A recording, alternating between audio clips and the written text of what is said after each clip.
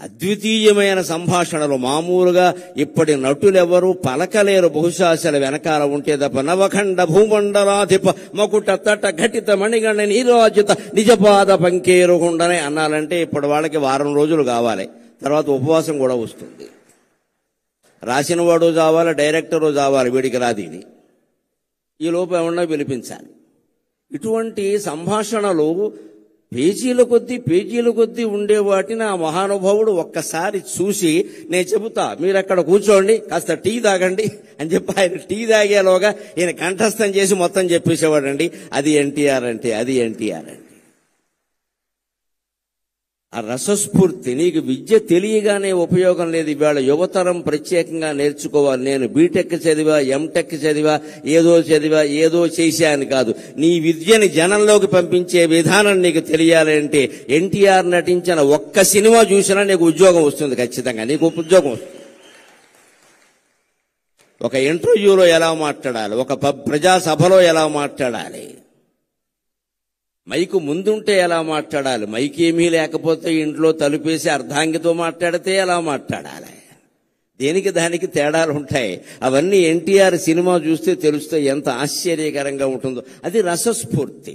రాముడు కృష్ణుడు వేయడానికి ఆయనకంటే ముందు లేరా, ఆయనకంటే తరువాత లేరా, కానీ ఆ పాత్రలని జనంలో ముద్ర పడిపోయేలా చేయగలిగాడు అంటే రామునిలో ఉండే రసస్ఫూర్తిని, కృష్ణునిలో ఉండే రసస్ఫూర్తిని, ప్రతినాయక పాత్రల్లో ఉండే కూడా రసస్ఫూర్తిని జనానికి అందించగలిగిన ఏకైక నటుడు ఎన్టీఆర్. ఆయన దేశభక్తి గుండెల్లో ఆయన నిండా ఉండబట్టే ఆయనకి దొరికిన మొట్టమొదటి చిత్ర అవకాశం పేరు మన దేశం. ఎంత ఆశ్చర్యం. ఎవరినైనా మీరు నటించిన మొదటి సినిమా చెప్పండి అంటే మట్టి కొండ అని చెబుతాడు ఎవడో ఒకడు. అంతకంటే ఉంటుంది. ఆయనకి ఆ ఛాన్స్ రావడమే గొప్ప. కాబట్టి ఆయన అంతరాత్మ ఎంతగా దేశం గురించి ఘోషించింది అంటే ఆయనకి మొట్టమొదటి పోలీస్ అధికారిగా అవకాశం వచ్చిన సినిమా కూడా మన దేశమే. నువ్వు దేశం కోసం పుట్టావు అని వారి తల్లిదండ్రులు వారిని ఆదేశించినట్టుగా వారికి మన దేశం అనే సినిమాలో మొట్టమొదటి అవకాశం వచ్చింది. ఏ పాత్ర వచ్చినా ఇది హీరో పాత్ర, జీరో పాత్ర, ఇంకోటా, దీని ప్రాధాన్యం ఏమిటి అని ఆలోచించకుండా తన పాత్రకి న్యాయం చేసిన వ్యక్తి ఎన్టీఆర్ అంటే ఖచ్చితంగా. ఈ పాత్ర నాకు వచ్చింది చాలు, దీనికి నేను న్యాయం చేస్తే మిగిలినవన్నీ అవే వస్తాయి, తరుముకుంటూ వస్తాయి, వెతుక్కుంటూ వస్తాయి. నా రత్నం అన్విష్యతి మృగ్యతే హితత్ అంటాడు కాళిదాసు కుమార సంభవంలో. రత్నాన్ని వెతుక్కుంటూ జనం వస్తారు గాని జనాన్ని వెతుక్కుంటూ రత్నం వెళ్ళదండి. సినీ రంగంలో నటరత్నాన్ని వెతుక్కుంటూ సినిమాలు వచ్చాయి, సినిమాలను ఆయన వెతుక్కుంటూ వెళ్ళలేదు. ఇవాళ యువతరం ఎన్టీఆర్ నుంచి నేర్చుకోవలసింది ఉద్యోగ అవకాశాలు మిమ్మల్ని వెతుక్కుంటూ రావాలి, మీరు వాటిని వెతుక్కుంటూ వెళ్ళడం పెట్టండి. యధవ కర్మ అంటారు దీన్ని. నీ దగ్గర ప్రతిభ ఉంటే నీ దగ్గరికి ఉద్యోగం వస్తుంది ఖచ్చితంగా. ఇప్పటికి మీరు ఇండియన్ ఎక్స్ప్రెస్ పేపర్ చూస్తే బుధవారం నాడు ప్రత్యేక ప్రకటనలు ఉంటాయి, మామూలు ఉండవు. ఉద్యోగం కావాలి, నిరుద్యోగులు కావాలి, ఉద్యోగస్తులు రండి అనే ప్రకటనలు ఉండవు. ఇండియన్ ఎక్స్ప్రెస్ బుధవారం పేపర్లో ప్రత్యేకంగా ఎలా ఉంటుంది అంటే, మేము రిటైర్ అయ్యాం, లేకపోతే మధ్యలో ఉద్యోగాలు మానేసాం, మాకు ఇప్పుడు ఉద్యోగం కావాలి, మాకు ఉద్యోగం ఇవ్వగలిగిన వాడు రండి అని వేస్తాడు ప్రకటన. వాడి దగ్గరికి వచ్చి కాళ్ళ దగ్గరికి వస్తారు, మా సంస్థలోకి రండి అని. అది ప్రతిభ. ఆ స్థితి మళ్ళీ సంపాదించుకోగలగాలి ఖచ్చితంగా. మాకు ఉద్యోగం కావాలి, ఇవ్వగలిగిన వాడు రండి, మా ప్రొఫైల్ ఇది, నేను ఇంత జీతంతో ఉన్నా, ఇప్పుడు ఎందుకో బయట తిరుగుతున్నా, నాకు కావాలంటే వస్తారు, మీరు మాకు కావాలని. అటువంటి ప్రతిభను యువతరం సంపాదించుకోవాలంటే ఎన్టీఆర్ లాగా దైవభక్తి ఉండాలి, దేశభక్తి ఉండాలి, భాషానురక్తి ఉండాలి, అన్నిటికీ మించి రసస్ఫూర్తి ఉండాలి. అది మనం ఎన్టీఆర్ నుంచి నేర్చుకోవాలి ఖచ్చితంగా. మన దేశమున పాదమోని, మన దేశం అనే చిత్రంతో ఆయన రంగప్రవేశం చేశారు. అక్కడి నుంచి ఆయన నటించని పాత్ర లేదు. అన్ని రంగాలకి సంబంధించిన అన్ని పాత్రల్లోనూ నటించారు.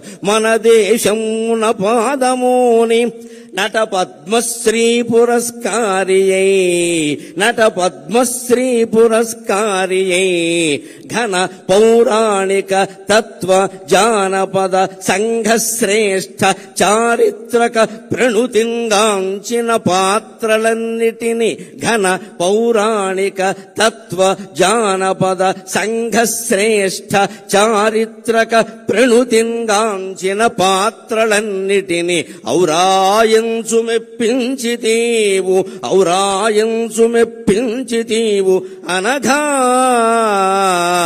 అనఘా స్వర్గమునేలు పాత్రగొనినావా, స్వర్గమునేలు పాత్రగొనినావా రమరాయ ప్రభో.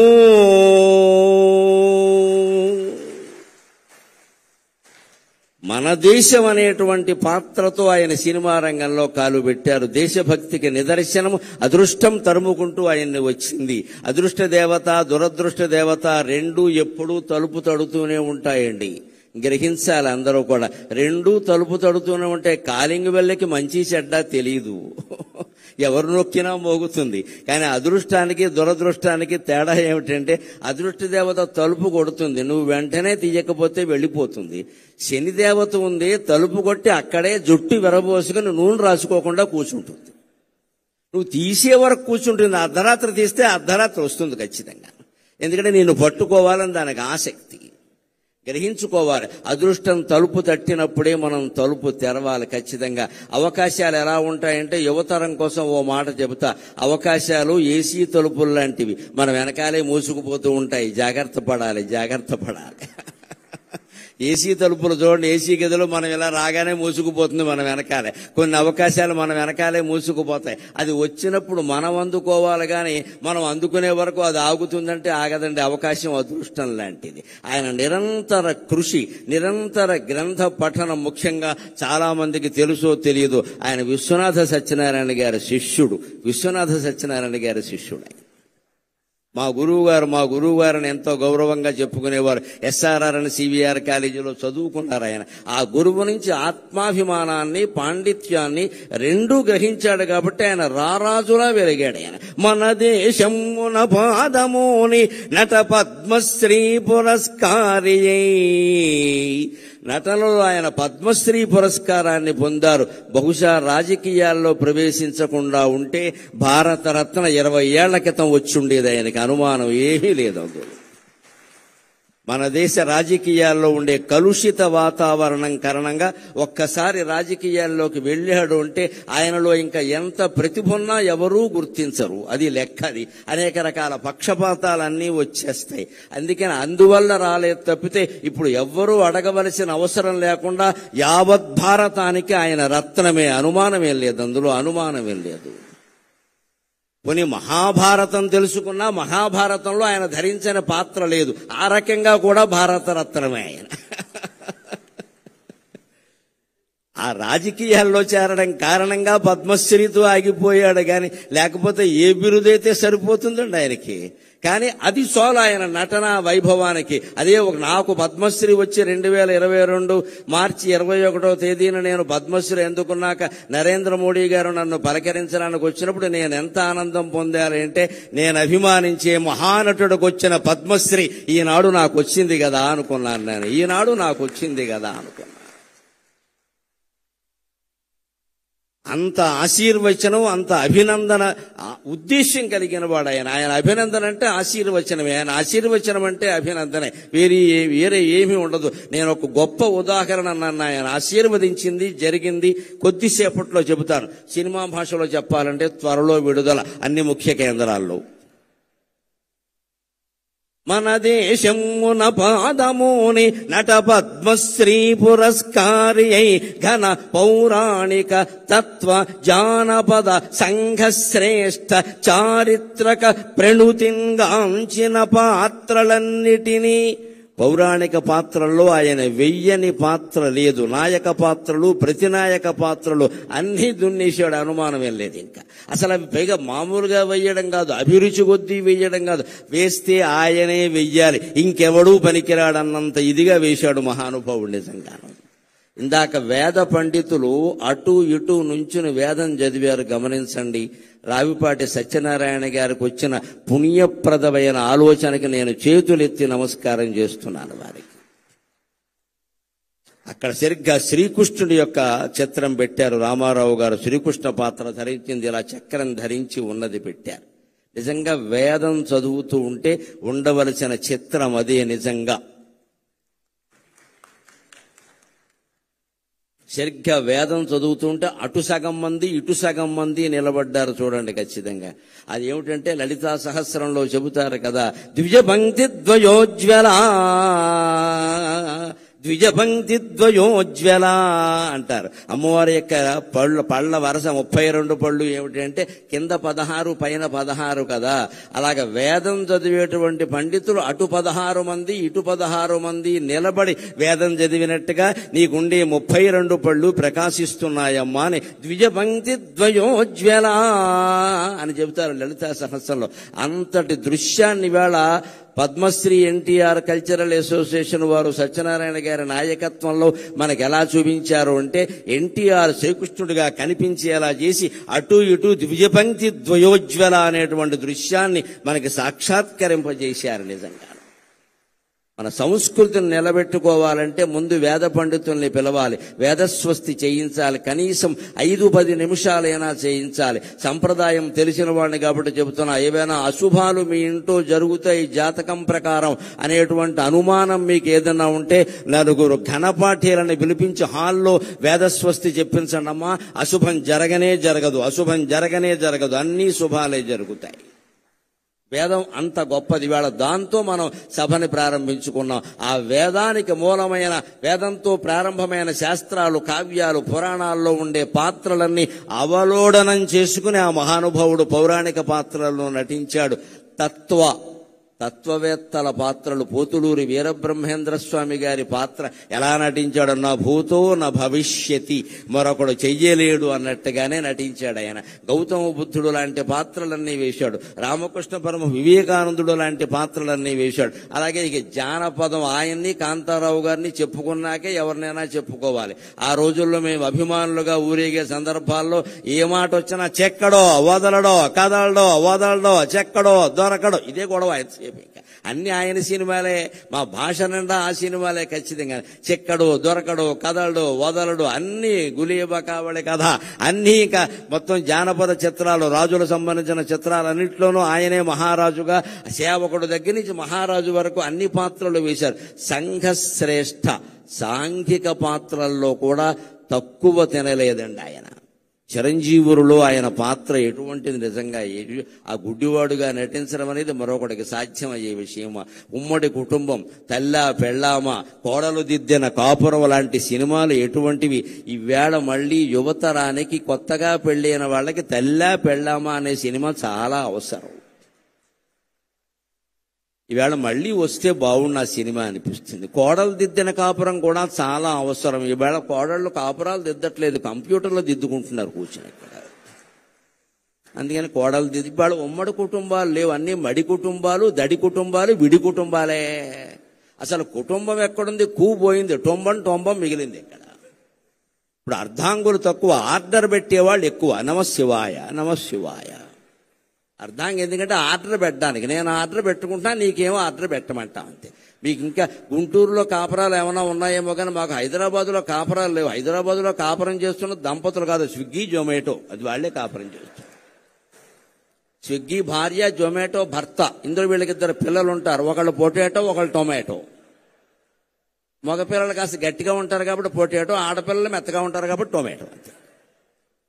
స్విగ్గీ జొమాటోలు కాపురం చేస్తున్నాయి కానీ పిల్లలు ఎవరు కాపురాలు చేయట్లేదండి హైదరాబాద్లో. ప్రతిరోజు ఆర్డర్ పెట్టడమే. ఆర్డర్ పెట్టడానికి పెళ్లి ఎందుకండి? పని లేక కంప్యూటర్ ఉంటే చాలు ఇక్కడ. అలా తయారైన మన సమాజానికి వేళ రామారావు గారు నటించిన ఉమ్మడి కుటుంబం, తెల్లా పెళ్ళామ, కోడలు దిద్దిన కాపురం, రైతు బిడ్డ లాంటి సినిమాలు మళ్ళీ రావాలండి. మళ్ళీ రీ రిలీజ్ కావాలండి. రైతు బిడ్డ సినిమా ఇప్పుడు మళ్లీ విడుదలైతే ఆయన నాగలి పట్టుకుని భుజం మీద ఉన్న దృశ్యం చూస్తే మళ్లీ గుంటూరు జిల్లా నుంచి అమెరికా వెళ్లిన వాళ్ళందరూ వచ్చి వ్యవసాయం చేస్తారండి. నాకు ఆ నమ్మకం ఉంది ఖచ్చితంగా. మగాడంటే ఎలా ఉండాలరా, మనిషి అంటే ఎలా ఉండాలరా అని చెప్పి అమెరికా వెళ్లిపోయిన వాళ్ళందరూ వచ్చి వ్యవసాయం చేస్తారండి ఖచ్చితంగా. సినిమాల ప్రభావం సామాన్యమైనది కాదండి. సినిమా చాలా పవర్ఫుల్ మీడియా, చాలా శక్తివంతమైన ప్రసార సాధనం. అది దాన్ని ప్రజా సంక్షేమం కోసం, దైవభక్తి పెంచడానికి, దేశభక్తి పెంచడానికి ఉపయోగించుకున్న మహానటుడు ఎన్టీఆర్. ఆయన స్వార్థం కోసం ఆయన నటించలేదు, ప్రజల్లో విలువలు పెరగడానికి నటించారు. అందుకే ఇందాక సత్యనారాయణ గారి ప్రసంగంలో మీరు విన్నారు. వాళ్ళు అసోసియేషన్ పెట్టాక ఆయన్ని పిలిచి సన్మానం చేస్తే, ఏమిటయ్యా అసోసియేషన్ ఊరికే సినిమాలు చూస్తూ కూర్చుంటారా, ప్రజలకు ఏమైనా చేయండి అన్నట్టే, సమాజానికి ఏమైనా చేయండి. నన్ను పొగుడుతారు, ఊరికే నా సినిమాలు చూడడం బోళ్ళు మంది ఉన్నారు చూసేవాళ్ళు, సమాజానికి ఏమైనా చేయండి. ఈ మాట ఎవడంటాడండి? నిస్వార్థంగా ఉన్నవాడు మాత్రమే అనగలగడమ్మా. ఆ తల్లి కడుపు ధన్యం, ఆ తండ్రి జీవితం ధన్యం, ఎన్టీఆర్ పుట్టిన నేల ధన్యం, ఎన్టీఆర్ పీల్చిన గాలి పీలుస్తున్న మనం అందరం ధన్యులం. పౌరాణిక, చారిత్రక, తత్వ, జానపద, చారిత్రక, సాంఘిక శ్రేష్టమైన పాత్రలు, చారిత్రకమైన పాత్రలు. ఒక కృష్ణదేవరాయల పాత్ర, ఒక చంద్రగుప్తుని పాత్ర ఎవరు నటించగలరండి? ఒక్క ఎన్టీ రామారావు గారు తప్ప. ఇప్పటికీ కృష్ణదేవరాయలంటే ఎలా ఉన్నాడో మనకు తెలియదు. మేమైతే రామారావు గారే కృష్ణదేవరాయలు అనుకుంటాం. మేమంటే అసలు ఇలా మీసం తిప్పుతూ ఉంటే మనవాడరా, తెలుగువాడరా, ఇంక మళ్ళీ అనుమానం ఏమిట్రా, ఇటువంటి మహారాజు ఉంటాడా, ఆంధ్రభోజుడు మళ్ళీ పుట్టాడా అనుకున్నాడు. ఆంధ్రభోజుడు అంటే ఆంధ్ర భోజనం చేసేవాడు కాదు. ఆంధ్రంలో కవులని, పండితులని, సంస్కృతంలో భోజమహారాజు ఎలా పోషించాడో ఆంధ్రంలో కవుల్ని, పండితుల్ని అలా పోషించేవాడిని ఆంధ్రభోజుడు అంటారు. ఆంధ్ర భోజనం చేస్తే ఆంధ్రభోజుడు అనరు. అలాగా ఎందులో నటించినా ఒక ముద్ర వేసే విధంగా వివేకానందుడు చెప్పినట్టుగా ఎవరైనా ఎన్నేళ్లు బతుకుతారు ఈ ప్రపంచంలో, నీదంటూ ఒక ముద్ర వేసి వెళ్ళు అంటాడు ఆయన. అలాగా ఆయన ముద్ర అనేక రకాలుగా వేసి వెళ్లిన మహానుభావుడు. ముద్ర కాదు, భద్రమూర్తి ఎన్టీఆర్ అంటే. ఆయన ఇప్పుడు కూడా ఒక పాత్ర ధరిస్తున్నాడు. ఆయన స్థాయికి తగిన పాత్ర ఆయన ధరిస్తాడు. ఎప్పుడు ఇక్కడ మహారాజుగా నటించాడు కదా. అందుకే భగవంతుడు ఆయనకి ఇచ్చిన యోగం ఏమిటంటే, అనగా స్వర్గమునేలు పాత్ర గొనినావా రామరాయ ప్రభో. ఏమయ్యా, ఇన్ని రకాల మహారాజుల పాత్రలు వేశావు కదా, స్వర్గాన్ని పరిపాలించే పాత్ర తీసుకోవయ్యా అని భగవంతుడు, దేవేంద్రుడు స్వయంగా పిలిచి రామారావు గారికి స్వర్గం ఇచ్చాడు. అక్కడ ఆయన పరిపాలన చేస్తున్నాడు. ఆయనకి ఏ లోటు జరగడం లేదు. మనం దాని గురించి కంగారు పడక్కల్లా. ఇక్కడ వైవిఎస్ చౌదరి గారిని పక్కన పెట్టుకుని నేను ఒక మాట చెప్పాలి. ఈయన ప్రతి సంవత్సరం మే 28వ తేదీని ప్రముఖ పత్రికలన్నిట్లో ఫుల్ పేజీ ప్రకటనిస్తాడు పూర్తిగా. ఇప్పుడు కాదు, ఒక 30 ఏళ్ళు 40 ఏళ్ళు చాలా ఏళ్లుగా జరుగుతోంది, చూస్తున్నాను. ఆ రోజు నేను మే 27 రాత్రి నిద్రపోతూ తెల్లారితే చౌదరి గారు ప్రకటించిన ఫోటో ఎప్పుడు వస్తుందా అని చూస్తాను. ఎన్టీ రామారావు ఫోటో. అది సరిగ్గా ఇలా బొగ్గమే చేయట్టుకుంటుంది, ఇలా ఉండి ఇలా బొగ్గమే చేయట్టుకుని ఉంటుంది. అసలు ఆ ముక్కుకి ఇవ్వచ్చండి ₹1 కోటి, అనుమానం లేదు అక్కడ. ఇక మిగిలిన అవయవాలకెంతో లెక్కలు కట్టుకోండి, నాకు అనవసరం. నేను ఆ ముక్కు చూస్తూ కూర్చుంటా. ఈ ముక్కు ఎవడుకుంది అసలు? ముక్కు మీద కోపం ఉన్న వాళ్ళు చాలా మంది ఉన్నారు, కానీ ఆ ముక్కు ఎవడుకుంది? కోటేరు లాంటి ముక్కు అని కావ్యాల్లో, సినిమా పాటల్లో పూర్వం వారి కోటేరు లాంటి ముక్కు అండి నిజంగా అయింది. ఆ ముక్కు చూసి ఈ ఫోటో ఈయన ఎక్కడ పట్టుకున్నాడని నేను అడిగాను ఒకసారి. నేను ఇప్పుడు రక్త సంబంధం సినిమాలో సావిత్రి చంద్రుని మించు అందములిగించు ఉంటే ఆ ఫోటో గోడకు తగిలించి ఒక 4 సార్లు చూపించారట. మళ్ళీ ఏ సినిమాలోనూ లేదు, ఎప్పుడూ లేదు. దాన్ని పట్టుకుని ఆయన పరిపూర్ణమైన సంతృప్త హృదయంతో ఇప్పుడు నీ సేవలో ప్రభువుని ఒకే రకమైన మాట రాసి ప్రతి సంవత్సరం వేస్తారండి. మా ఇద్దరి మధ్య బంధుత్వం అదే ప్రధానంగా, ఆ ఒక్క ఫోటో. ఈ ఫోటో ఎక్కడ దొరికిందండి బాబు? ఇది రాముడి కంటే కృష్ణుడి కంటే అందంగా ఉందన్నా నేను. ఇలా బొగ్గ మీద చేయి పెట్టుకుని ఉంటే అస్సలు అది కాదండి. ఆయన చూసిన వాళ్ళు 16 ఏళ్ల అమ్మాయిలు కూడా ఎన్టీఆర్ వెనకాల పడాల్సిందే. ఆ ముక్కంటే అంతే, ఇంకా కోటేరు లాంటి ముక్కంటే అంతే. అటువంటి ముక్కున్న మొగుడు దొరికితే ముక్కోటి దేవతలకు మొక్కుకోనట్టు లెక్క. బండ ముక్కులు బొర్ర ముక్కులు కాదు, ఎంతసేపు ముక్కంటే ఎన్టీ రామారావు ముక్కులో ఉండాలి. ఆ ముక్కుకు జాలి ఇంకేం అక్కల. ఆయన నటన నుంచి కదా, ఆయన జీవితం నుంచి కూడా మనం నేర్చుకోవలసింది క్రమశిక్షణ. 3:30 అంటే 3:30. ముఖ్యమంత్రిగా ఉన్నా 3:30, నటుడుగా ఉన్నా 3:30, వాళ్ళ నాన్నగారి దగ్గర వ్యవసాయం చేసినా 3:30, ఎప్పుడైనా 3:30. తండ్రి నుంచి నేర్చుకున్నది. ఎప్పుడు 3:35కి లేచే అలవాటు ఆయనకి లేదు. గంటిపేట ఆశ్రమంలో ఉన్నా సరే కార్యదర్శులు వణికిపోయేవారు. ఎందుకంటే ఈయన 3:30కి లేస్తాడు, 4:30కి బల దగ్గరికి వచ్చి కూర్చుంటాడు. వెంటనే వాళ్ళు వచ్చి నిలబడాలి అక్కడ, లేకపోతే అయిపోతుంది ఇక్కడ. క్రమశిక్షణ అంటే నాయకుడైన వాడు ముందు తాను కలిగి ఉండి ఇతరులకి చెప్పాలి. బ్రాహ్మీ ముహూర్తంలో లేచాడండి. 4 గంటల నుంచి 5:30 వరకు ఉండే ముహూర్తాన్ని ప్రధానంగా బ్రాహ్మీ ముహూర్తం అంటారు. ఆ ముహూర్తంలో పిల్లలు ఇవాళ యువతరం లేచి మొహం గడుక్కుని కూర్చుని చదువుకుంటే రాని విద్య ఉండదండి. సరస్వతీ కటాక్షం కలుగుతుంది ఖచ్చితంగా. 4 నుంచి 5:30 గుర్తుపెట్టుకోండి. రామారావు గారి విజయావకాశాలకి ఒక కారణంగా ఆయన చెప్పారు, నా క్రమశిక్షణ నేను ఈ బ్రాహ్మీ ముహూర్తంలో లేస్తా అని. ఆయన చదివే పుస్తకాలు భగవద్గీత ఇటువంటివన్నీ అప్పుడే చదువుకుని ఆయన చేసే దైవ పూజ ఏదో చేసుకుని 5 గంటలకు ఆయన స్టూడియోలో ఉండేవాడు. చస్తారా అండి హీరోయిన్లు వీళ్ళు రాకపోతే? అక్కడ ఉంటారు, బతుకుతారా ఇంకా అసలు? ఆయన 5ంటికి అక్కడ కూర్చున్నాక ఆయన కూర్చునేవాడు ముందంతే. ఎలాగా ఆయన ఆలస్యంగా వెళ్ళడం, నేను వచ్చే వరకు షూటింగ్ ఆపమండం, నేను సాయంత్రం 4:00కైనా వెళ్ళిపోతానన్న ఈ అహంకారాలు ఎప్పుడూ లేవండి. ఆయన ఖచ్చితంగా క్రమశిక్షణ పాటించేవాడు. అది ఒక్కటి నేర్చుకుంటే యావత్ జాతి ఎన్టీఆర్ కారణంగానే బాగుపడుతుంది, అనుమానమేం లేదు అందులో.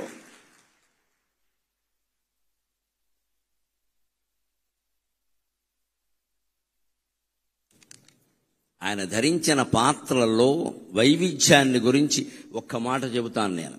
విద్వాంస్తుష్ట పద్యమేకం దదాతి అంటారు. మాబోటి పండితులకి నిజంగా హృదయం ఆనందమైతే మాటలు రావు, పద్యాలు వస్తాయి. సాకేత రాముడై సాక్షాత్కరించినన్, సాకేత రాముడై సాక్షాత్కరించినన్, వాల్మీకి వర్ణనల్ వాస్తవమగు. సాకేత రాముడై సాక్షాత్కరించినన్, వాల్మీకి వర్ణనల్ వాస్తవమగో. శ్రీకృష్ణుడౌచు వశీకరణము జేయ, శ్రీకృష్ణుడౌచు వశీకరణము జేయ, వ్యాసుండు నిన్ను చూడవచ్చు నిజమో. శ్రీకృష్ణుడౌచు వశీకరణము జేయ, వ్యాసుండు నిన్ను చూడవచ్చు నిజమో. ఆ పితామక పాత్ర యౌవనమునదాల్ప. ఆశ్చర్యమండి, మరో నటుడు చెయ్యలేని పని. 40 ఏళ్ల లోపు వయస్సులో ఆయన 250 సంవత్సరాల వయస్సుండే భీష్ముడు పాత్ర ధరించాడు. ఇప్పటి హీరోలు తెలుసుకోవాలి, ముసలి పాత్ర ధరిస్తే నా ఇమేజ్ పడిపోతుందనే దరిద్రపు ఆలోచన రానియకూడదు. నటుడు అంటే అన్నీ చెయ్యాలి. భీష్ముడు పాత్ర, ఆ పాత్ర ధరించింది. నేను అనుకున్నా ఏదో పెద్ద వయస్సు వచ్చిందేమో అనుకున్నా, రాలేదు. 40 ఏళ్ల లోపు వయస్సులో 257 సంవత్సరాలు జీవించినటువంటి భీష్ముడి పాత్ర ధరించడం, ఒప్పించడం, మెప్పించడం అంటే సామాన్యమా? భీష్ముడు మళ్ళీ పుడితే సాధ్యమవుతుంది ఆ విషయం అది. అటువంటి పాత్ర ధరించాడు ఆయన. ఆ పితామక పాత్ర యవ్వనమునదాల్ప, గంగమ్మకు పుత్ర శోకము తీరే. ఆ పితామక పాత్ర యౌవనమునదాల్ప, గంగమ్మ పుత్ర శోకము తీరే. రాయలై చిత్ర సామ్రాజ్యము నేలుచో, రాయలై చిత్ర సామ్రాజ్యము నేలుచో, అష్టదిగ్గజ కవులు అవని దిగిరి. రాయలై చిత్ర సామ్రాజ్యము నేలుచో, అష్టదిగ్గజ కవులు అవని దిగిరి. మంచి పాత్రలు ధరించి మంచివారి మంచి మరింత పెంచు ధీమంతుడీవు. ఆయనలో 2 కోణాలు ఉన్నాయి, గమనించండి. 2 మేలే చేశాయి. మంచి పాత్రలు ధరించి మంచి మారి మంచి మరి ఇంత పెంచు ధీమంతుడీవు, చెడ్డ పాత్రలు ధరించి చెడుగునైనా మంచిగా మార్చివేయు పెన్మాయవీవు.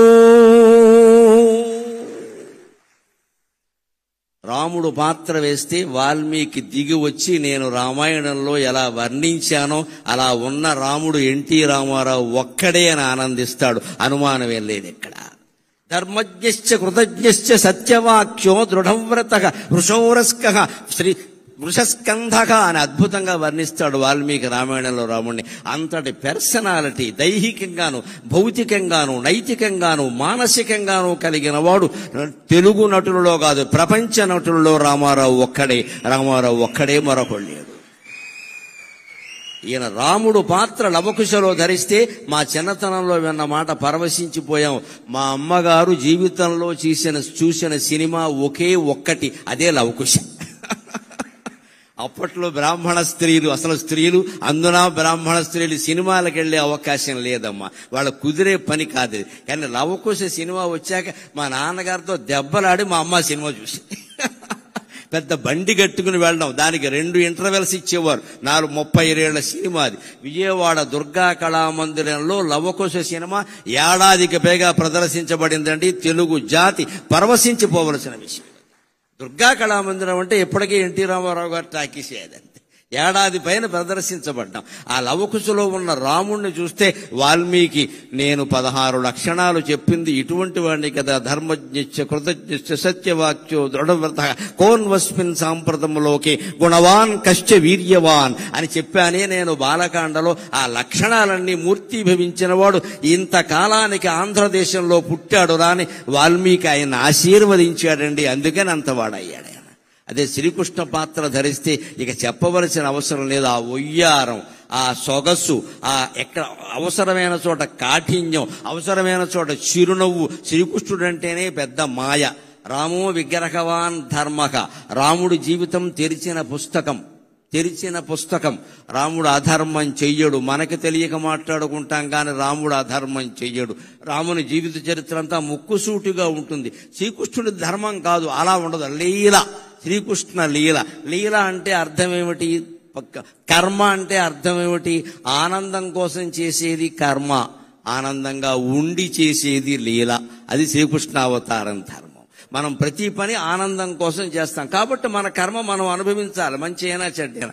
తాను స్వయంగానే ఆనందో బ్రహ్మేతి వ్యజానాత్ ఆనందాదేవ కల్విమాని భూతాని జాయంతే ఆనందేన జాతాని జీవంతి ఆనందం ప్రయంజభిషం విశంతీతి అని వేదం చెప్పినట్టుగా ఆనంద స్వరూపుడై ఉండి పరమాత్మ కర్మలు చేస్తాడు. కాబట్టి శ్రీకృష్ణావతారం తర్వాత పరమాత్మ అనుభవించవలసిన కర్మఫలాలు ఏమీ లేవు. ఇది పౌరాణిక రహస్యం. రాముడు చేసినటువంటి కొన్ని పొరపాట్లు, తప్పులు, ఒప్పులు ఏమున్నా వాటిని కృష్ణావతారంలో అనుభవించాల్సి వచ్చింది. కానీ శ్రీకృష్ణ పరమాత్మ చేసింది ఏది అనుభవించాల్సి రాలా. ఎందుకంటే రాముడు నేను మనిషిని ఆత్మానం మానుషం మన్యే రామం దశరథాత్మజం అన్నాడు. నువ్వు దేవుడు అయ్యాను ఋషులు చెప్పినా సరే నాకు అవన్నీ తెలియదండి. నా పేరు రాముడండి, మా నాన్నగారు దశరథుడండి, మా అమ్మ కౌశల్యండి, బళ్ళు అలాగే పేరు రాశారండి అని చెప్పాడు. నేను మనిషిని, నేను మానవుడుగానే పుట్టాను. మానవుడుగా ఉండి ధర్మాన్ని ఎలా గెలిపించాలో ఆ ప్రయత్నం అంతా నేను చేస్తాను. ఓడిపోతే ఓడిపోతానన్నాడు రాముడు. రాముడు ధర్మానికి ప్రత్యేక. శ్రీకృష్ణుడు ధర్మం కాదు, అధర్మం కాదు, లీలకి ప్రత్యేకంగా. అంటే అసలు శ్రీకృష్ణుడు చేసిన పని మంచో చెడ్డో గ్రహించడానికి మన బుర్ర సరిపోదు. దాన్నే లీల అంటారు ఖచ్చితంగా. అది మళ్ళీ వ్యాస భాగవతం చదివితేనే అర్థమవుతుంది ఖచ్చితంగా. అటువంటి లీలామానుష వేషధారి పాత్ర ధరించడం చాలా కష్టం. రాముడు స్ట్రైట్ ఫార్వర్డ్, ముక్కుసూటిగా ఉంటాడు. ఆ నేచర్, ఆ స్వభావం ఉన్నవాళ్ళు ధరించేయచ్చు, అభ్యంతరం లేదు. కానీ కృష్ణుడు పాత్ర ధరించడం చాలా కష్టం. సత్యభామ కాళ్ళు పట్టుకున్నది కృష్ణుడే. రుక్మిణి చేత, తల్లి సత్యభామ చేత రుక్మిణి కాళ్ళు పట్టించింది కృష్ణుడే. ఇంత నేర్పుండాలంటే మరొకడికి సాధ్యమా? ఆయన ఒక్కడే ఆ పాత్ర ధరించాడు ఖచ్చితంగా. అలాగే శ్రీకృష్ణ పాత్రకు పైగా ప్రత్యేకత ఏమిటంటే కర్షతీతి కృష్ణ అంటారు. అయ్యా వారిని కూర్చోబెట్టండి, వేద పండితులు ఎక్కడొకటి కూర్చోబెట్టండి. కర్షతీతి కృష్ణ అంటారు. ఆకర్షించడమే కృష్ణుని యొక్క ప్రధాన లక్షణం. కొన్ని కోట్ల మందిని ఆకర్షించాడు ఆయన ఒక్కసారిగా. మళ్ళీ అంతగా తెలుగు జాతిని కాదమ్మా, యావత్ సినీ జగత్తుని ఆకర్షించిన వాడు ఎన్టీఆర్ ఒక్కడే. ఆ 3 అక్షరాలు ఏదో ఓంకారంలో ఉండే అకార ఉకార మకారాల్లాగా, ఐం హ్రీం శ్రీం అనే మంత్రాక్షరాల్లాగా ఎన్టీఆర్ అనే అక్షరాలు తెలుగు జాతిని పరవశింపజేసాయి మొత్తం మీద. అంత ఆకర్షణ శక్తి ఉన్నవాడు కాబట్టి ఆయన కృష్ణ పాత్ర వేయగలిగాడు. మనకి తెలియకపోవచ్చు కానీ ఏదో ఒక ఉపాసన లేకుండా అటువంటి పాత్రలు వేయడం సాధ్యం కాదండి. ఆయన రాముడు కృష్ణుడే కాదు, పౌరాణిక చిత్రాల్లో ఏ పాత్ర ధరించినా ఉపవాసం ఉండేవాట ఖచ్చితంగా. మాంసాహారం తినేవాడు కాదు, అలవాటైన మనిషి అయినా తినేవాడు కాదు, నేల మీదే పడుకునేవాడు. ఆయన ఇష్టదైవమైన వెంకటేశ్వర స్వామిని ధ్యానించేవాడు. ఆ కారణంగా ఆయనకు అనుగ్రహం పుష్కలంగా కలిగింది. ఆ పాత్రలో ఆయనే జీవించాడు. అందుకే ఆయన కృష్ణ పాత్ర ధరిస్తే నా అభిప్రాయం ఏమిటి అంటే, శ్రీకృష్ణుడౌచు వశీకరణము చేయ వ్యాసుండు నిన్ను చూడవచ్చు నిజము. నేను చిత్రించినటువంటి కృష్ణ పరమాత్మ, నేను కళ్ళతో దర్శించిన పరమాత్మ మళ్ళీ పుట్టాడు తెలుగునాట అని వ్యాసుడు నిన్ను చూడ్డానికి వస్తాడయా? ఖచ్చితంగా అంటున్నాను. ఇంకో మాట, ఆయన భీష్మ పాత్ర నటించడం నిండు వయస్సులో, ఇంకా ప్రౌఢ వయస్సు కూడా కాదు, యవ్వనం దాటిన వయస్సులో నటించడం చాలా చిత్రమైన విషయం అది. ఆ పితామకు పాత్ర యవ్వనమునదాల్ప గంగమ్మ పుత్ర శోకమ్ము దీరే. భారతంలో ఒక రహస్యం ఏమిటంటే, అర్జునుడు కూడా చనిపోయాడు, మళ్ళీ పుట్టాడు. అభిమన్యుడు చనిపోవడం కాదు, అర్జునుడు కూడా చనిపోయాడు, ఖచ్చితంగా చనిపోయాడు. అశ్వమేధ పర్వం చదువుకుంటే తెలుస్తుంది. పైగా ఎవరి చేతుల్లో చనిపోయాడో తెలుసా? దారుణం, కొడుకు చేతుల్లో చనిపోయాడు. ఎవరా కొడుకు? చిత్రాంగదికి పుట్టినవాడు బభ్రువాహనుడు. బభ్రువాహనుడు అర్జునుడిని చంపుతాడు యుద్ధంలో. ఆ యుద్ధం ఆయన కొందెచ్చుకున్నాడు అర్జునుడు. అర్జునుడు పూర్తిగా బతికి లేడండి, చచ్చిపోయి మళ్ళీ పుట్టాడు. ఎవరి వల్ల పుట్టాడు? ఉలూపి నాగకన్య మంత్రం వేసి బతికించింది. ఈ కథకి మూలం ఏమిటంటే, ఇది ఎందుకు ఇలా జరిగింది, అర్జునుడు లాంటి వాడికి కూడా చావు ఏమిటి, మళ్ళీ పుట్టడం ఏమిటి, ఎందుకు జరిగిందంటే ఎవరి కర్మ వారు అనుభవించాల్సిందే. భీష్ముడిని చంపిన విధానం ఎవరికి నచ్చినా ఎవరికి నచ్చకపోయినా, చివరికి భీష్ముడికే నచ్చినా గంగాదేవికి నచ్చలేదు, కన్న తల్లి కదా. మా అబ్బాయిని అన్యాయంగా చంపారు, 257 సంవత్సరాలు పెళ్లి చేసుకోకుండా, తోడు నీడ లేకుండా, కష్టసుఖాలు చెప్పుకునేందుకు మనిషి లేకుండా రాజ్యత్యాగం చేసి బతికిన వాడిని శిఖండిని అడ్డం పెట్టుకుని చంపుతారా? నా కొడుకు చావుకి కారణమైన వాడు కొడుకు చేతుల్లోనే చనిపోతాడు అని గంగమ్మ శాపం ఇచ్చిందండి. ఇది భారతంలో ఉంటుంది ఖచ్చితంగా. ఆ శాపం అమలు అయింది. పాండవులు జయించారన్న పేరే గాని పొందిందేమీ లేదు. ఇక్కడ మన తెలుగులో కూడా ఒక సామెత, పాండవుల ప్రభుత్వం వచ్చాక మొదటి బడ్జెట్ అంతా కౌరవుల తద్దినాలకు సరిపోయింది. స్పీకర్ గారు ఉండగా చెప్పుకోవలసిన మాట. ధర్మరాజు గారి స్థానంలో ఆర్థిక మంత్రి ఎవరున్నారో కానీ వారు ప్రవేశపెట్టిన బడ్జెట్ అంతా కౌరవుల తద్దినాలకు సరిపోయింది. అందుకని తెలుగులో సామెత, పాండవుల సంపాదన అంతా కౌరవుల తద్దినాలకు సరిపోయిందని. ఏమి సాధించావు నువ్వు ఇక్కడ? ఊరికే గెలిచామన్న పేరు గాని. అది కూడా అశ్వమేధ పర్వం వచ్చాక మళ్ళీ అశ్వమేధ యాగం చేద్దామని అర్జునుడు బయలుదేరితే అనేక రాజ్యాలకి పంపిస్తారు. అశ్వమేధం లవకుశలో కూడా ఉంది, తెలుసును కదా, పంపిస్తారు. గుర్రం ముఖం మీద ఒక పలకం ఏర్పాటు చేస్తారు. ఎవరైనా మా సామ్రాజ్యాన్ని అంగీకరించిన వాళ్ళు ఉంటే మా రాజుతో యుద్ధం చేయండి అంటారు. అందరూ అంగీకరించారు, దానికేమి ఇబ్బంది లేదు. కౌరవులనే జయించిన వాళ్ళు మిగిలిన వాళ్ళని జయించరా? బభ్రువాహనుడు పాపం వినయ సంపన్నుడు, ఒక్కొక్కడు కష్టాలు కొని తెచ్చుకుంటాడు. అర్జునుడు అంటే అలా ప్రవర్తించాడు. అక్కడ కర్మ, ఎందుకంటే గంగమ్మ శాపం ఆ బుద్ధి అలా పనిచేసింది, బుద్ధి కర్మానుసారని. ఆయన ఎదురొచ్చాడు, తండ్రిని తెలుసు, చిత్రాంగదకి పుట్టాడు ఆయన. తండ్రిని తెలుసు, నాన్నగారు మీరు వచ్చారు సంతోషం, మీతో నాకు యుద్ధం ఏమిటి, ఇదిగో మంగళహారతి బళ్ళెం పట్టుకుని నేను వచ్చాను, నా రాజ్యమే మీది, మీరు పరిపాలించుకోండి హాయిగా అంటే అర్జునుడు నోట వచ్చిన మాట, రేయ్ క్షత్రియ పుత్రుడివి కాదురా, యుద్ధం చేయకుండా లొంగిపోతున్నావా, నువ్వు నా కుమారుడని చెప్పుకుందుకు నాకు అవమానం ఉందిరా, దా యుద్ధానికి రా అన్నాడు. పని కట్టుకుని తెచ్చుకున్నాడు. వాడు భయంకరమైన యుద్ధం చేశాడు. 2 దెబ్బలతో అర్జునుడు లేచిపోయాడు. అది లెక్క. కాలం కర్మం కలిసి రాకపోతే అర్జునుడైనా ఒకటే, మరెవరైనా ఒకటే. ఇక్కడ అందుకని మన ఇష్టం వచ్చినట్టు మాట్లాడకూడదు. ఎప్పుడు యుద్ధం చేసే సమయాలు వేరు, సంధి చేసే సమయాలు వేరు చేసుకోవాలి. అలా బబ్రువాహనుడి చేతిలో చనిపోవడానికి కారణం గంగమ్మ శాపం. ఆ గంగమ్మ భీష్ముడు చనిపోయినప్పుడు పడిన బాధ మళ్ళీ ఎప్పుడు పోయి ఉంటుంది అంటే ఎన్టీ రామారావు గారు భీష్ముడుగా నటించిన తర్వాత పోయి ఉంటుంది ఖచ్చితంగా. మా అబ్బాయి మళ్ళీ పుట్టాడు, ఎంత అందంగా ఉన్నాడు, ఎంత అందంగా ఉన్నాడు, మా అబ్బాయి మళ్ళీ పుట్టాడు, తెల్లగడ్డంతో కూడా ఎంత అందంగా ఉన్నాడు మా అబ్బాయి అని గంగాదేవి చాలా సంతోషించి ఉంటుంది. రాయలై చిత్ర సామ్రాజ్యము నేనుచో అష్టదిగ్గజ కవులు అవని దిగరే. ఆయన శ్రీకృష్ణదేవరాయలై మహామంత్రి తిమ్మరసులో గాని, తెనాలి రామకృష్ణ చిత్రంలో గాని అనేక చిత్రాల్లో కృష్ణదేవరాయల పాత్ర ధరించి ఇలా అని ఒక్కసారి ఈ ఎడమ చెయ్యి మీసం మీదకి వెళ్ళింది అంటే తెలుగు జాతి మొత్తం పరవశించిపోయే సన్నివేశం అండి అది. అది చిత్రాలుగా తయారు చేసి మన ఇళ్లలో పెట్టుకుని మన పిల్లలకి చెప్పాలి, మన జాతి అంటే ఇదిరా, మన జాతి అంటే ఇదిరా, కృష్ణదేవరాయలు పరిపాలించిన భూమిరా ఇది, మరో రకంగా ఉండకూడదురా, మన భాషను మనం కాపాడుకోవాలని చెప్పడానికి వేళ కృష్ణదేవరాయలు లేడు. కానీ ఎన్టీ రామారావు కృష్ణదేవరాయలు వేసిన బొమ్మ మీ ఇంట్లో పెట్టండి, మీ పిల్లలకి చెప్పండి, భాష మిగులుతుంది, భగవంతుడు మిగులుతాడు. అంతటి ప్రేరణ. ఇంకా ఆయన జీవితంలో ఒక వైవిధ్యం ఏమిటంటే మంచి పాత్రలు ధరించి మంచి వారి మంచి మరి ఇంత పెంచు ధీమంతుడీవు. రాముడు వేసిన, కృష్ణుడు వేసిన, భీముడు పాత్ర వేసిన, భీష్ముడు పాత్ర వేసిన వారిలో ఉండే మంచితనాన్ని మరింత బాగా చూపించారు. ఎప్పుడు శాస్త్రంలో ఒక మాట ఉంటుంది, అర్థవాదం అంటారు. మన పురాణాలన్నీ అర్థవాదం ప్రకారమే ఉంటాయి. అర్థవాదం అంటే ఏమిటంటే ప్రజల చేత ఏ పని చేయించాలో దానికి కాస్త నమ్మకాలు అన్నీ జోడించి ఘాటుగా చెప్తారు, నాటుకునేలా చెప్తారు. అది పూర్తిగా నిజం కాదు, అది అర్థవాదం. దాని పేరే అర్థవాదం, సగమే నిజమని. కానీ ఎందుకు చెబుతారు అంటే ఒకడు దుఃఖపడుతున్నాడు, వాడు దుఃఖం పోవాలి. నువ్వు తత్వజ్ఞానం బోధిస్తే వాడికి ఎక్కదు. కానీ బాబు ఇక్కడ పట్టాపురంలో సత్యనారాయణ స్వామి గుడి ఉంది, రోజు ఒక 100 సార్లు, ఒక 10 సార్లు ప్రదక్షిణం చేయి, ఒక 40 రోజులు ఖచ్చితంగా చేయి, సత్యనారాయణ స్వామి నీ దుఃఖాన్ని తొలగిస్తాడు అంటే తొలగించకపోవడం సత్యనారాయణ స్వామి బాధ్యత. కానీ ముందు వీడు మనస్సులో ఉండే బాధ సగం తగ్గిపోతుందండి. అది దాని ప్రయోజనం, అది దాని ప్రయోజనం. ఇది అందరూ అంగీకరించే విషయం. దీన్నే పురాణాల్లో అర్థవాదం అంటారు.